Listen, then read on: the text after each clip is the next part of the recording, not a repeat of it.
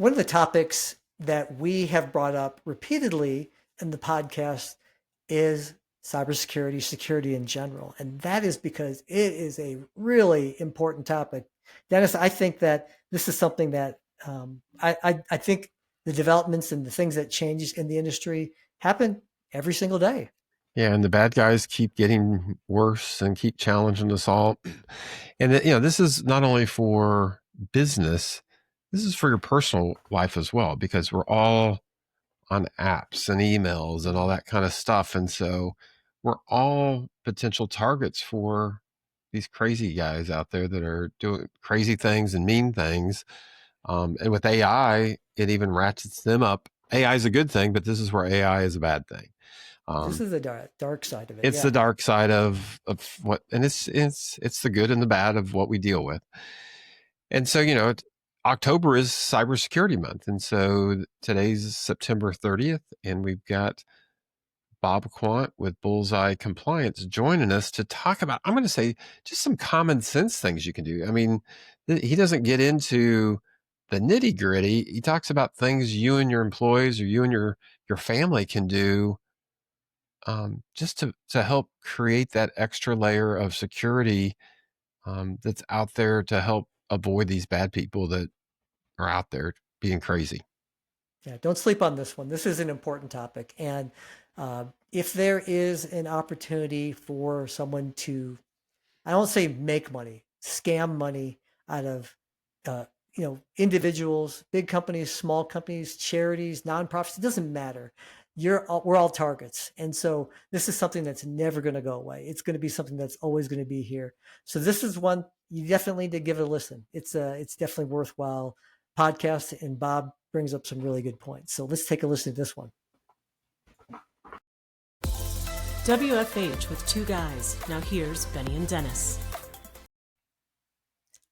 So one of the things, Dennis, and you know this from I'm the technology consultant business. And so I talk with clients of various sizes and shapes and forms, and we talk about a lot of different things, whether it be cloud computing, we talk about contact centers and being able to put in phone systems.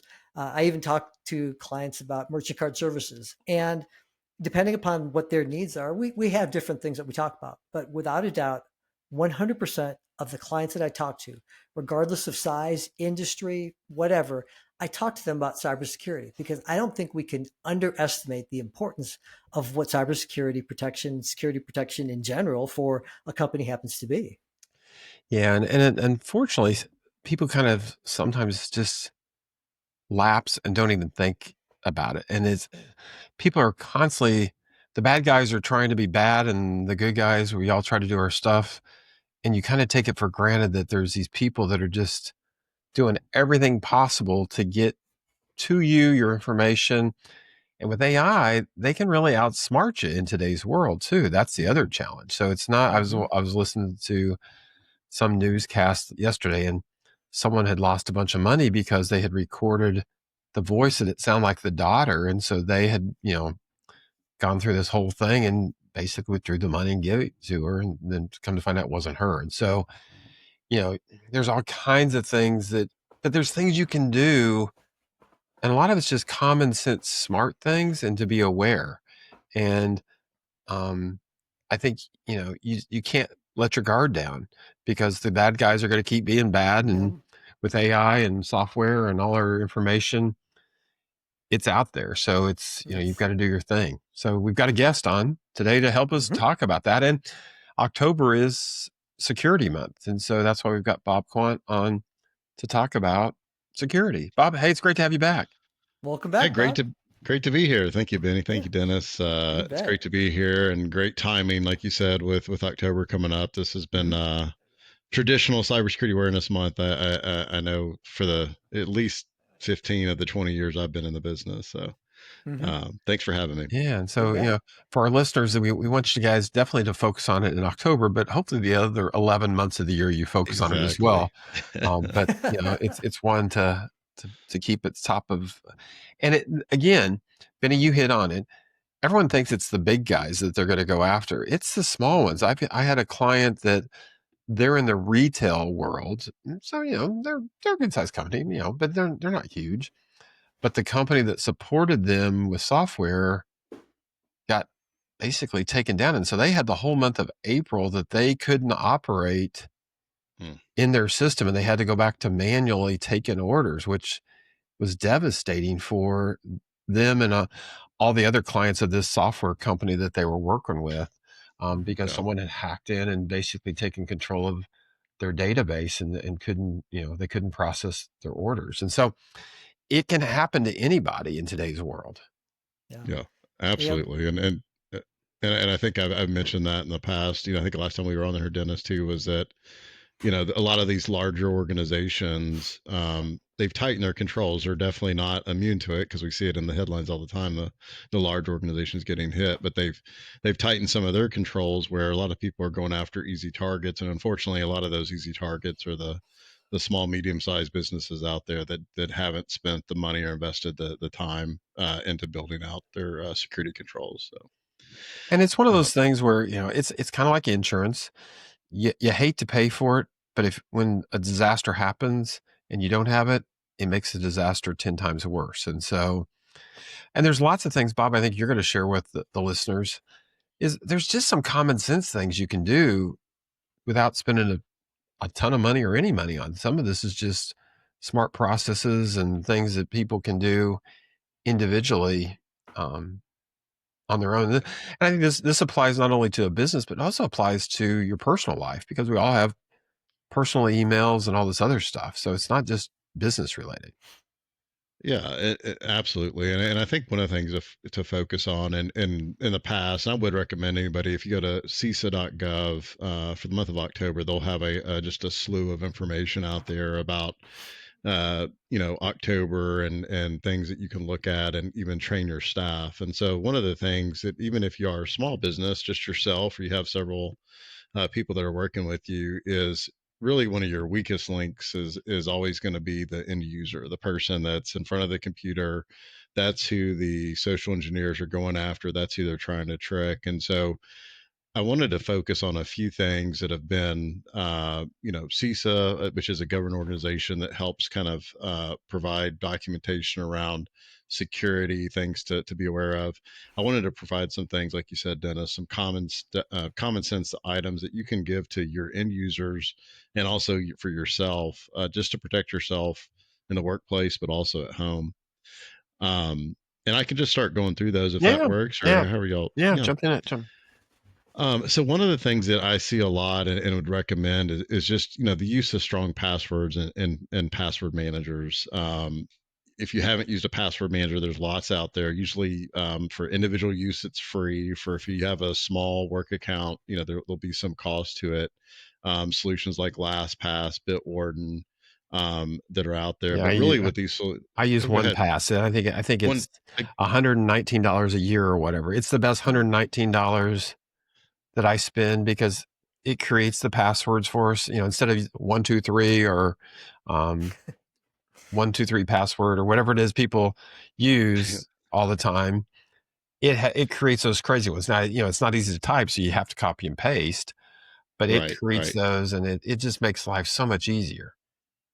Absolutely, and like I said, you're not having weak passwords, which I think is the common thing. That's what attackers are looking for: is how do I attack that weak password? And we probably all have this, but I have a family member where every time I would help them out, because I'm also the family tech guy, even though, I'd say I'm not an expert, but I get called whenever there's a computer issue in the family. And every time I'd go over to help him, I'd say, well, do you want to log into this? He's like, oh, just here's my password. And it was a 6-character password, easy to guess. Yeah. And I'm like, please tell me this is not your password for everything. He's like, oh yeah, it is. So I tried to, got him set up with a password manager and, some better practices there. But if you have something in that type of situation, you are for sure going to. It's not a matter of if, but when you're going to get hit at some point. And especially the ones where they, to your point, they have a really bad password in the first place, and then they use the same password on every single login. Exactly. You just made it real easy for the bad guys at that point, because they just start with AI. They just start going and using your login and that password and see what they can get into. Absolutely. And and this is something, this is probably goes against what you've commonly heard maybe from corporate security. But if you do have elderly family members or people that are less technical, we used to say never write your passwords down, but for my parents that are in their 80s, they're not going to be able to use a password manager. So it's, Yeah. hey, let's write these down, let's secure that password book. It's not sitting out on the kitchen counter. But there's other ways you can think creatively, even if you're not technical enough to want to try to maybe use a password manager. And I would think, Bob, correct me if I'm wrong, but also changing passwords periodically is not a bad thing either. Don't keep the same password. I know in our system, you can set it where every 90 days it's going to pop up and ask you to automatically change those. And I think some clients turn it on, some don't, but I think that's a good tool as well. Yeah, it's not a bad idea, and that was kind of the traditional recommendation. It's interesting that the Dennis's NIST several years ago actually changed some guidance around that. So their guidance is, if you're creating strong passwords, so um, at least 12 characters plus, you're using maybe passphrases or something like that to create your passwords. They actually say changing it as frequent is not necessary. So That's if you good. do something like that, if you have strong passwords in your organization, we would actually now, which is different than what we would have recommended maybe 2 years ago, is say, hey, don't change those passwords unless you think that password's been compromised or you're seeing Yeah. unusual activity. Yeah. So that is how I think the security world's kind of changing some of that guidance a little bit. But The other one as a manager that would always drive me nuts would be an employee that would have a password and then they give their login password to somebody else. Or you'll have a client where they have to pay for users and they've got 20 users, but they only want to pay for 3 logins. And then they share that login and password. You've just opened Pandora's box right, to all right, kinds of potential problems and all kinds of things going wrong. That it's like, I would encourage you not to do that. You may be saving a few dollars by not having to buy an extra login, but you've just created so much more potential risk for you and your company that is not going to be worth it. yeah. Yeah. Oh, absolutely. That's a great point. And the fact that probably when they leave, that was somebody that knows that password leaves, they probably don't change the password, which is again puts Correct. Yep. your organization at Cool. risk. Benny, from your experience, what else are you hearing out there on stuff? Well, one of the things that that is super important, and people, from my experience, aren't familiar with it, is you may have the term two-factor authentication, multi-factor authentication, MFA. Bob, could you talk a little bit about the importance of that? What does that mean, and all that? Yeah, absolutely. So that's something too that, again, one of the keys that we recommend is, almost, it used to be a great option in security, and now I would say it's a requirement, is if you have the ability to, what we do, multi-factor authentication, which means you have something, like your username and password, and then something you have, which could be a code, it could be a USB, like a hardware token that you put into a phone or a computer. But turning that on, especially if you're a small business, or in your personal life, anything with your email, your finances, it's critical, especially when you think about your email. Your email is such a big piece of your authentication step. So once someone gets your email, and if they get access to that, they can really find, what are all your other accounts, kind of map out what does your life look like from a digital Mm-hmm. perspective. And so, if you have that MFA, and say someone does get your email, you're going to get a prompt and say, wait a second, I'm not trying to log in from Arizona, I'm in Tennessee, or Mm-hmm. something like that. So, Mm-hmm. again, just you know, critical step. And really, whenever you can turn MFA on, recommend that. And it's What? easy for the listeners that don't use it. I mean, there's an app on your phone, mine pops up and you just go to it and I've got, I don't know, 50 different ones in there, and you can just find the thing and the code pops up and then you just type the code in and it lets you in. Or a lot of the banks or credit cards will then text you a code and then you put the code in. And it just gives you a better sense of security, because to your point, I've had a couple where it's like, that wasn't me. And so you knew someone was trying to hack in. So they'd gotten part of the way in, but they hadn't Right. gotten all the way. And that step there Just it gives you that extra set of, think of it as a castle. It's kind of the moat around the castle. You've got the guards there, but it's like, okay, now they got to work really hard to get in. Right. Right. So let me ask Bob, and this is a little bit along those lines. Dennis reminded me when he was talking about this is I'm starting to see a lot of things, and maybe some of the listeners have too, these things about passkeys. And I'm seeing more and more about that. And people are confused about what they are. It seems a little unsafe. What are they? How do they work? Can you explain passkeys? Yeah. Yeah. So a pass key is really what it's doing is trying to tie your login to a set of specific information, like the IP address, specifically usually the device you're coming from. And so if you're using that same passkey on that device, it's a secure token mechanisms for logging in. If you're try to use it from another device, typically it's set up to where that wouldn't work. And so it makes actually your life easier to log in. And usually a lot of these password managers will store those pass keys for you as well. And so again, would definitely recommend using pass keys. They're safe. And they're much easier to use than a password in a lot of cases. Yeah. And in terms of where we're moving, supposedly we are moving into a passwordless type of environment, and slowly things will be more convenient for us, but a little bit more secure. Hopefully that's what's happening. Bob, I'm wondering if you wouldn't mind talking a little bit about scams. We hear these weird words, especially if somebody is maybe, not in this space. I hear phishing, I hear smishing, I hear pig butchering. This sounds horrible. This sounds like a butcher shop. What Yeah. what are we talking about here? What is all this stuff? Yeah, and this is something too. We go back to like training your employees and just even for yourself in your organization. But the weakest link is the person in front of the computer. Every time, that's going to be the weakest link. Is someone's going to see something, they're going to click on something, and so we've always had these scams. You've seen the Nigerian prince that needs to send you $5 million, and all these different things that we've seen over probably the 90s, 2000s, and up to today. What's scary about this, Benny, I think from today's perspective, is AI. AI has made this extremely convincing. So when you get an email, it's not going to be written full of misspellings and bad language. It's going to be written very well. It's going to sound just like, say, it's supposed to be coming from a vendor. It's going to sound like a very legitimate email. And if you don't take the time to think about it, before you click on something, and recommend you don't click on it, you actually go to that website and log in yourself to make sure it's legitimate. It's going to get you. There's actually an article in the Wall Street Journal this past, or recently, that I saw about pig butchering, which is really where these are operations that are in Southeast Asia, West Africa, and basically just criminal gangs, because they're making a lot of money from doing this.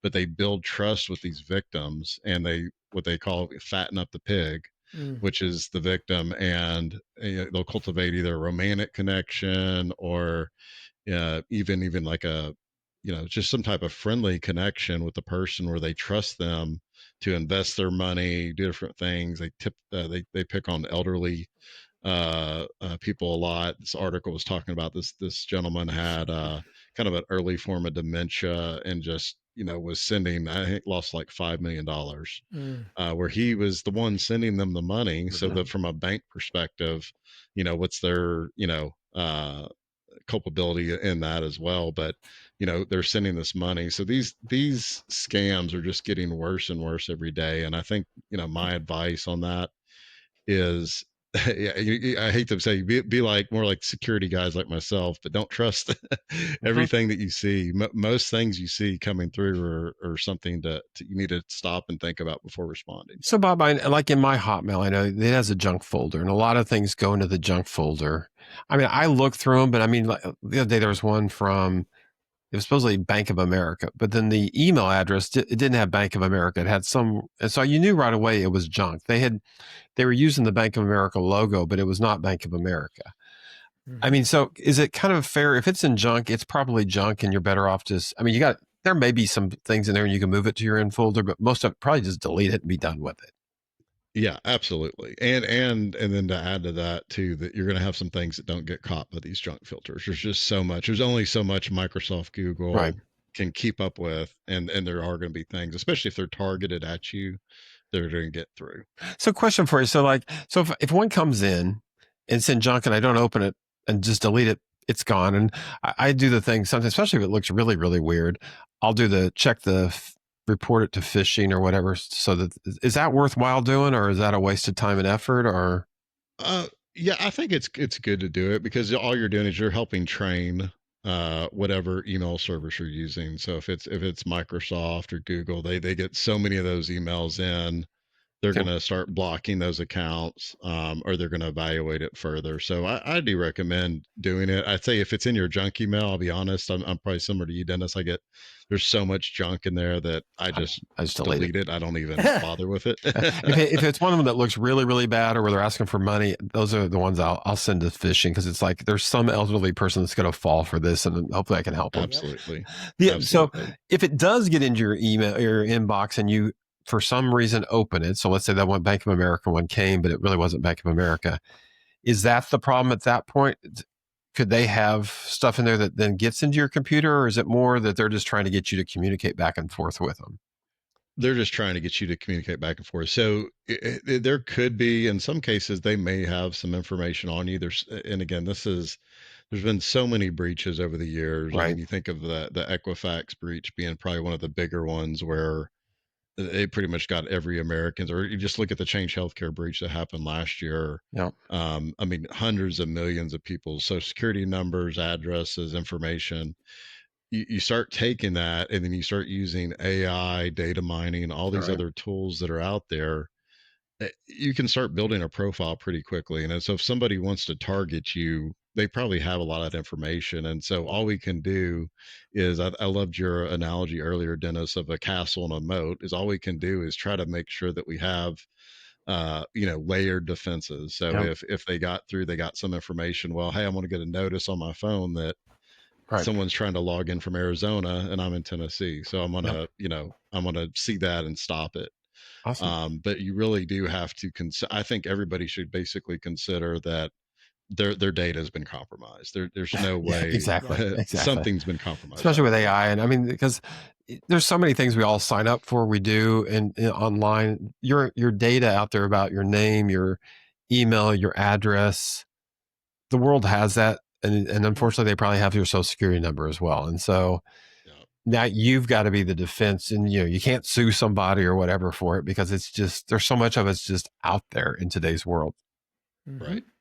So Bob, let me ask, in terms of if I'm a business owner, right, and we try to give everybody practical ideas about how they can do it, because like you said, the human being is the weakest part, right?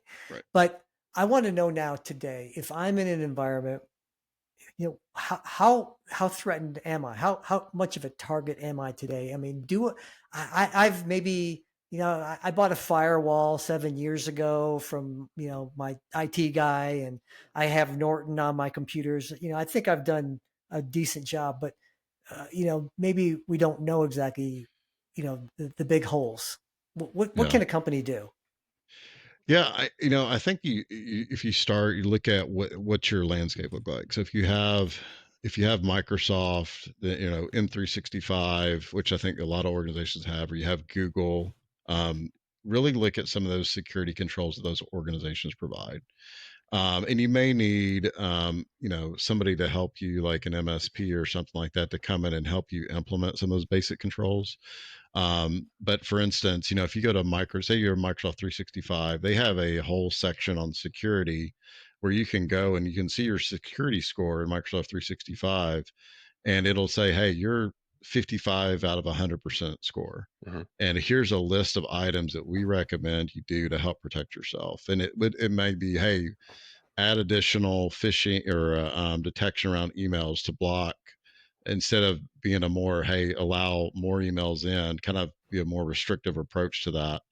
It could be, like you said, maybe having Norton on your machine, or maybe implementing, other more advanced EDR detection systems like a CrowdStrike or a Microsoft Defender on your machine. But one thing, Benny, is some of this is, yeah, you just have to uh, you know work with partners that understand this and can help you build that out. Or spend a lot of your spare time on YouTube and research, which a lot of people don't have time. You're running your business, but that's where different partners can come in and help you implement controls to help protect your business. And So it doesn't have to be super expensive, because I know a lot of people are concerned about that. It can be like a couple bucks per person a month is what we're talking Right. about, to at least get something. And I think Exactly. everybody needs something. and Sorry, I it's interrupted one you, also. Dennis. Make sure you talk about it with your team. I mean, it's like, don't Yeah. just talk about when you hire someone and forget about it. It's because, again, Bob hit on it. The weakest link is the human sitting in front of that keyboard.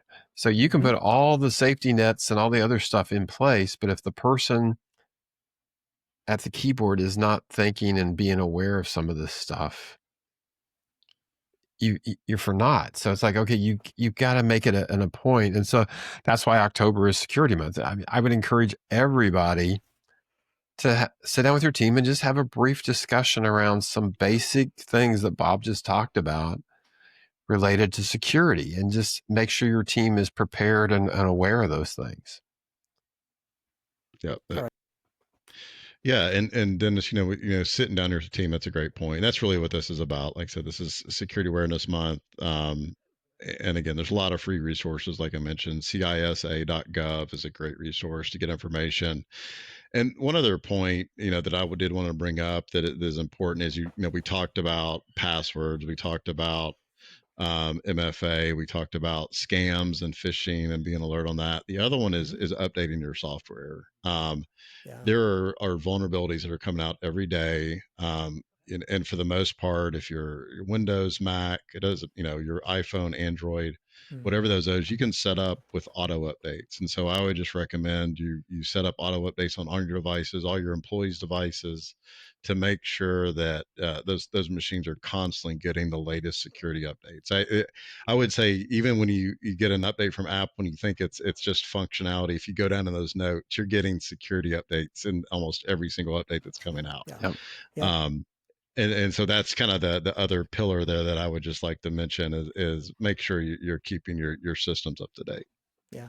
One myth I did want to address, because I think you reminded me, Bob, is that there was a time when Mac was considered to be virus proof, but I think that a lot of it had to do with the fact that Macs were kind of like the lesser system, less popular system. But now that they've grown in popularity, that scammers are targeting the Mac operating systems more so. So just because you're on a Mac doesn't mean you're not vulnerable to those type of attacks. Great point. So make sure you keep those updated.